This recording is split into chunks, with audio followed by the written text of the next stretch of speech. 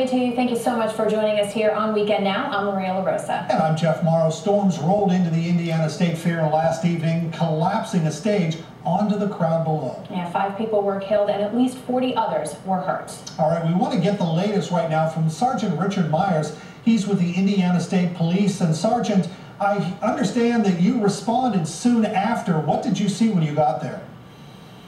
Right, we responded in mass with the Indiana State Police, Indianapolis Fire Department, local emergency management, and as you can imagine, it was quite the scene with over 10,000, probably about 12,000 people in the stands for this concert. So it was quite a bit of hectic, but it was organized hectic as emergency crews and even Hoosiers and people at the concert themselves stepped up and said, I'm a doctor, I'm a EMS person, what can I do to help? And went to work right away on trying to get this area scaffolding and all the people that were underneath of it. Now, we've heard a lot about how all the crews came together, people in the crowd came together, things that went right. What do you think, being on the scene, lent itself to making the rescue, the recovery here a little bit easier, considering it's just chaos? Well, it was the training of the people that were involved right away to be there. We had Indianapolis Fire Department is on scene here at the fair 24/7 during the fair. Indiana State Police, again, on the scene 24/7. Indianapolis Metro Police Department responded right away with their ERG units, and ambulance and fire personnel were there right away.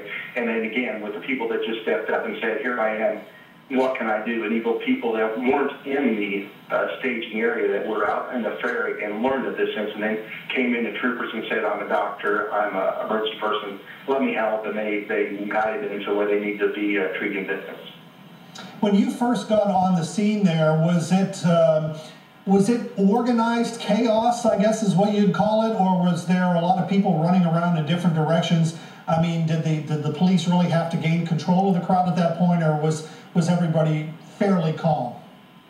No, there was no gaining control that needed to be done. It was very, very organized. Of course, there was a lot of people that were in shock and trying to remove themselves from the stands, but it went in a very orderly fashion. No one was injured in that fashion, removing themselves from the stands. And what we were doing was organizing them from the stands and moving them to brick and mortar buildings away from the area, and 3 different buildings that we had identified that safely put the people in so no one else would get hurt. Now, in your experience, Sergeant, obviously a huge crowd to deal with, a lot of injuries. Have you ever seen anything like this before? This is quite the biggest thing that I've been involved in personally in the 25 years that I've been on the Indiana State Police.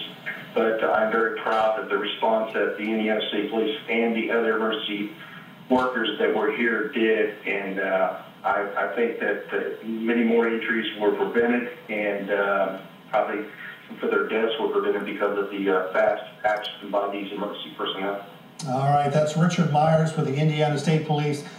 Thanks so much for joining us on what has to be just a heartbreaking day up there in Indiana. Yeah, and it was something that obviously we watched unfold as far as the storms go last evening. It was under a warning at the time, and we take you back in time at 8 o'clock. You can see the storm moving in from the northwest at about 8:45. It was right near the Indiana State Fairgrounds, but out ahead of it.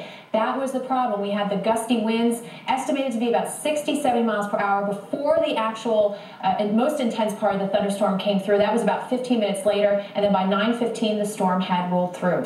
Remember, stay tuned to the Weather Channel for live team coverage of the deadly stage collapse at the Indiana State Fair. The Weather Channel's veteran meteorologist Mike Seidel leads the team coverage later today only on the Weather Channel.